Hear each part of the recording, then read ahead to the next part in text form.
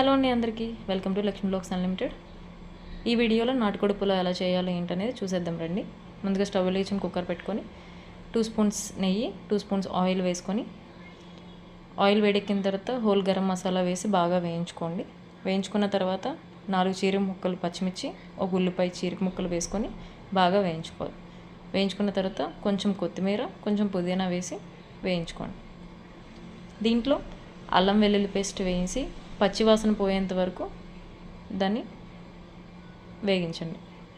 దాంట్లో టమాటా ముక్కలు వేసి బాగా మగ్గిన తర్వాత టమాటా ముక్కలు స్మాష్ అయిన తర్వాత ఆల్రెడీ నేను ఒక హాఫ్ అన్ అవర్ ముందే నాటుకోడికి ఉప్పు, కారం, పసుపు, ధనియాల పొడి, గరం మసాలా, కొంచెం నిమ్మకాయ, కొంచెం ఆయిల్ వేసి మ్యారినేట్ చేసి పక్కన పెట్టుకున్నానండి. దీనివల్ల ఏంటంటే ముక్కకి బాగా ఉప్పు కారం పట్టి టేస్ట్ బాగుంటుంది.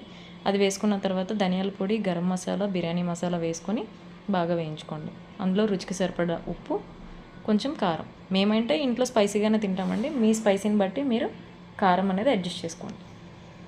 సో వేయించుకున్న తర్వాత అందులో 1 కప్ ఆఫ్ పెరుగు నేను కంపల్సరీగా వాడతానండి. ఎందుకంటే పెరుగు వేయడం వల్ల ఏంటంటే ముక్క అనేది సాఫ్ట్గా కుక్ అవుతుంది. అండ్ అలాగే పలావ్ కూడా చాలా టేస్ట్గా వస్తుంది. టెక్స్చర్ అనేది చాలా బాగుంటుంది. సో స్కిప్ చేయకుండా పెరుగు అనేది మీరు కూడా యూస్ చేయండి.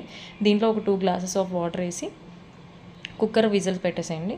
4 to 5 విజిల్స్ వేయించుకోండి. ఎందుకంటే మనం బిర్యానీ రైస్ వేసిన తర్వాత కూడా 3 విజిల్స్ అనేది వేస్తాం. ఇది నాటుకోడి కాబట్టి విజిల్స్ ఎక్కువగానే వేయించాలి. అప్పుడే ముక్క కూడా సాఫ్ట్గా కుక్ అవుతుంది. సో విజిల్స్ అయిపోయాక చూస్తే అది ఒక గ్రేవీలా తయారవుతుంది. దాంట్లో 1 కప్ బాస్మతి రైస్కి 1 cup Sona Masoor already half an hour ముందు నానబెట్టుకోవాలి. దీనివల్ల ఏంటంటే మనకి పులావ్ టేస్ట్ అనేది చాలా బాగుంటుందండి. ఒక్క బాస్మతి రైస్ తోటి అయితే కొంతమంది చాలా ఇష్టంగా తినరు. సో మెయిన్లీ ఏంటంటే మా ఇంట్లో ఇలా చేస్తేనే బాగా ఇష్టంగా తింటారు. సో 1 కప్పు రైస్కి 1.5 కప్పు వాటర్ యూస్ చేస్తున్నాను. సో అలా వేసుకున్న తర్వాత సాల్ట్ కూడా అడ్జస్టబుల్ చూసుకొని కొంచెం కొత్తిమీర వేసుకొని కుక్కర్ విజిల్స్ పెట్టేయాలండి. 3 విజిల్స్ వేయించాలి. మా అమ్మాయి కూడా ఇక్కడ బాగా హెల్ప్ చేసేస్తుంది నాకు. సో 3 విజిల్స్ వేయించేసిన తర్వాత ప్రెషర్ పోయిన తర్వాత ఓపెన్ చేసి చూస్తే ఆ టెక్స్చర్ అది ఎలా ఉందో చూసేయండి. చూసారా, చాలా కలర్ఫుల్గా ఉంది. ఒకసారి మీ ఇంట్లో కూడా మీరు ప్రిపేర్ చేసుకొని ఎలా ఉందో ఏంటో టేస్ట్ చేసి నా కామెంట్ సెక్షన్లో కామెంట్ చేయండి.